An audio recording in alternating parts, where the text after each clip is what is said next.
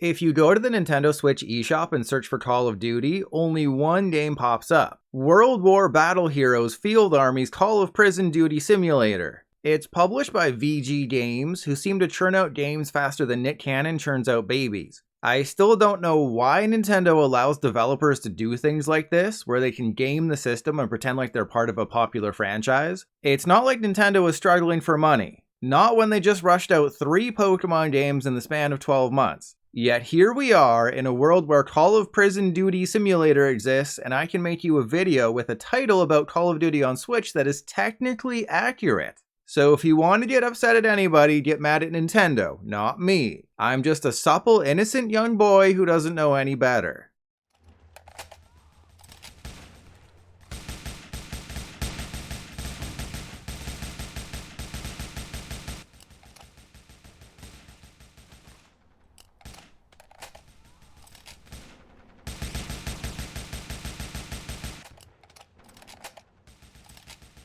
Anyways, let's talk about the only Call of Duty game on Switch. If you've watched any of my other shovelware knockoff videos, you know what to expect. Bad graphics, bad AI, and just a bad game overall.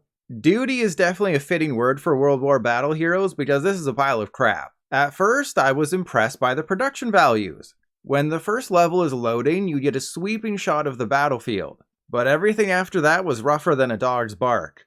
Even the simple act of equipping your weapon is a boring, arduous task. You have to go into the Destiny-style menu, select your weapon, and equip it. Except the cursor moves slower than my former mother-in-law after her hip surgery. My favorite part about the campaign is how you pass all these tanks and weapons strewn across the battlefield, yet you can't use any of them.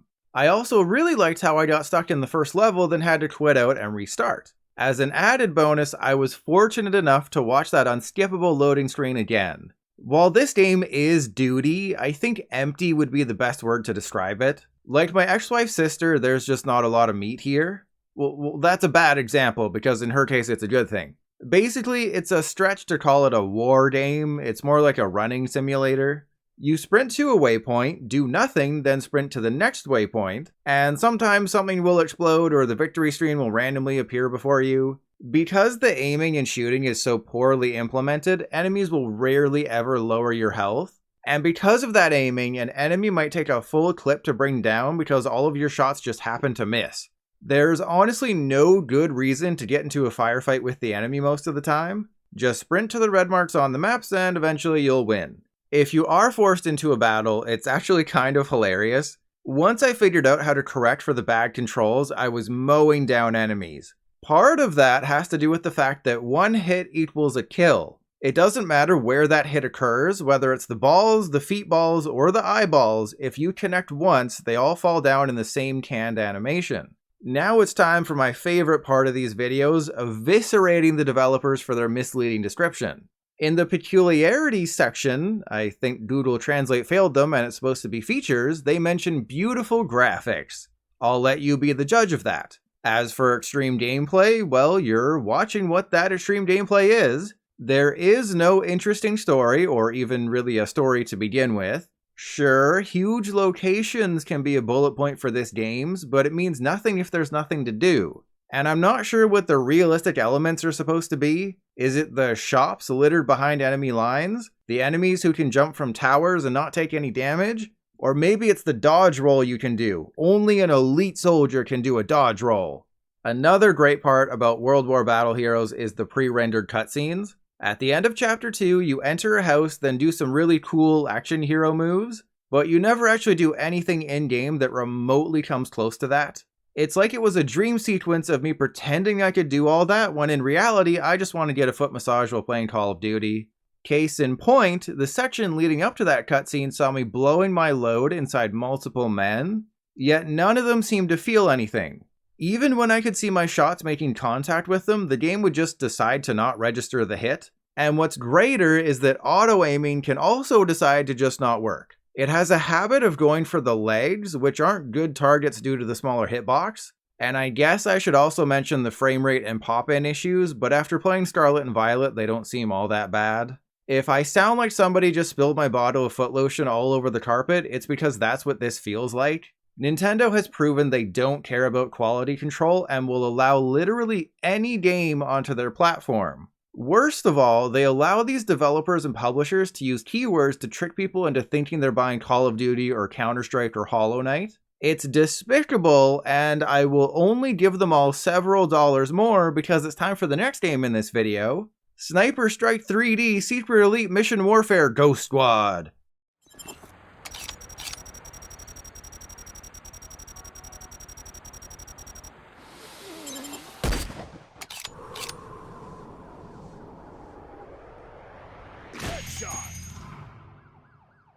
Sniper Strike 3D had a lot to live up to. I've already played Best Sniper Shooting Hunter, but Sniper Strike doesn't claim to be the best of anything in the title. In fact, the name on the Switch home screen is completely different, opting for a word with ass in the title instead. Thankfully, just like when I see a crazy woman's nice feet, all of my fears were removed when I looked down. In the description for Warfare Ghost Squad, they say, "Our game is one of the best because the other snipers won't give you a chance to win." Oh man, I could not have been more cocked and loaded to play this thing. Now, I don't know if I had another psychotic break, or if it's because of what I was looking at on my second monitor while recording this, but Secret Ass got my heart pumping once or twice. It's still a bad game, but it's not terrible. While there's no dinosaurs or zombies, there are plenty of spelling mistakes. The graphics are muddier than I am after eating Taco Bell, and the AI is dumber than my dog when he stands in front of an open glass door. But, I can't say it. It's still not worth playing. But out of all the bad Switch eShop games I have played, it's near the top. The sniping works decently well, there's a slow-mo camera that lets you get deep into their crotch, and some of the missions do some interesting things. Though riding around in a helicopter and sniping people should be far more exciting than it actually is. Now it's time for me to penetrate the developer's description for the game.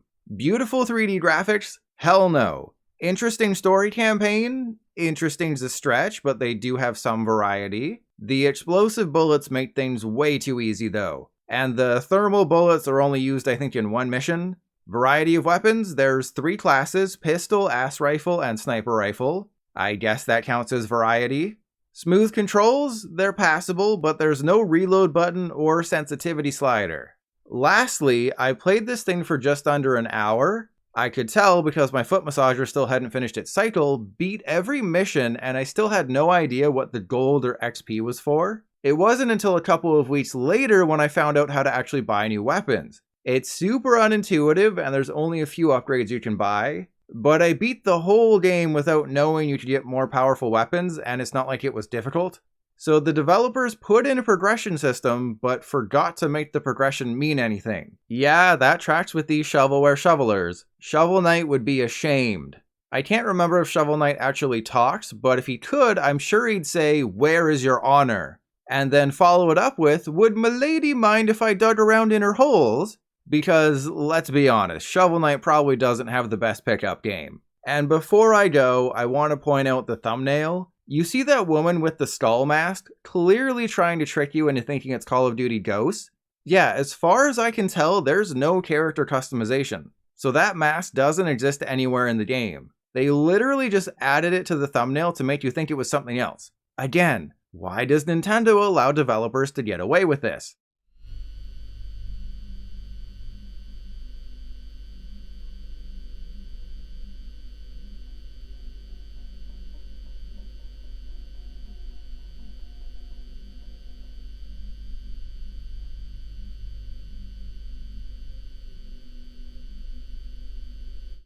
Just like when my ex-wife asked me which foot was nicer, I had a difficult choice to make. I thought I'd only be playing one more game for this video, but I'd bought 2 more. Drone Race Simulator Pilot Flight School Airplane Games Jet 2023, and Car Parking Madness School Drive Mechanic Car Game Simulator 2023.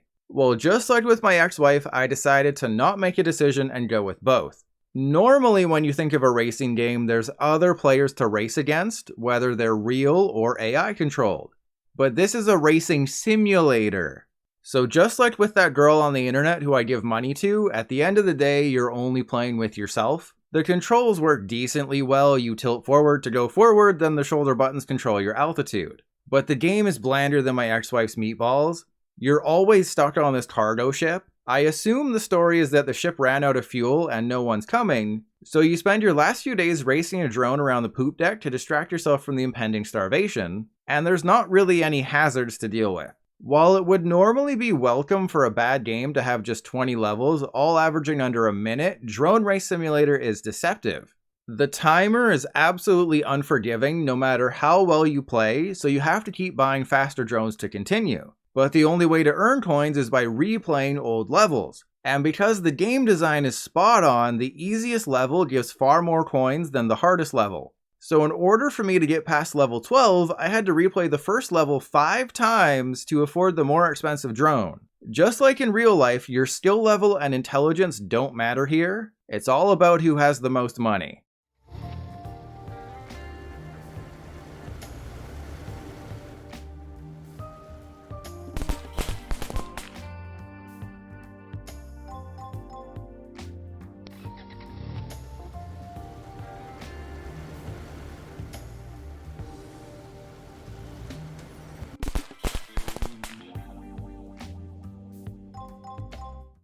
And now it's time for some car parking madness. Sorry, I mean it's time for Car Parking Madness School Drive Mechanic Car Game Simulator 2023. I don't know if the developers were trying to seduce me or what, but the music here definitely got me in the mood to put some long, hard objects into tight places. Surprisingly, the game isn't bad. It's essentially an inferior version of Trials. A vastly inferior version of Trials.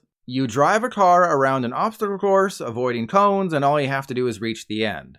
There's very little parking though, and the madness is that they expect me to beat 80 levels to unlock Chalenergy mode. I did beat 30 levels though, and found it to be adequate. It's made well enough, I just don't understand why you can barrel into the finish line at top speed and still be okay. Just reaching completion is an automatic victory, no matter how much your hands hurt afterwards from gripping too tightly. I don't have too much else to say about Car Parking Madness, though the lack of a driver in the front seat makes me think this is an advertisement for Elon Musk's self-driving cars, but I won't hold that against them. All in all, Car Parking Madness was the best game I played in this video. The puzzles are designed okay enough and it's not frustrating in any way.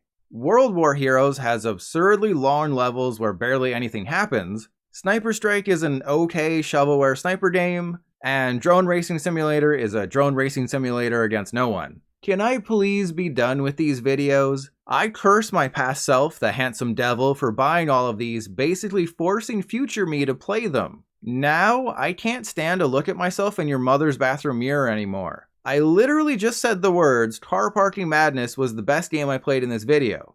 There's no coming back from that, no matter how much your mother tries to distract me. All shovelware games are wastes of money, time, and space on the eShop. The fact that Nintendo allows them in the first place is bad enough, but because of their algorithm, they might appear on the best sellers list if the developer decides to make them 99% off, which they do regularly just to try and trick people. If I can say one thing after playing all of these bad games, it's this. Please tell your mother that it was a fun few weeks, but I found someone much younger. Also, please only buy good games. Like me with my new girlfriend, you'll be much happier as a result.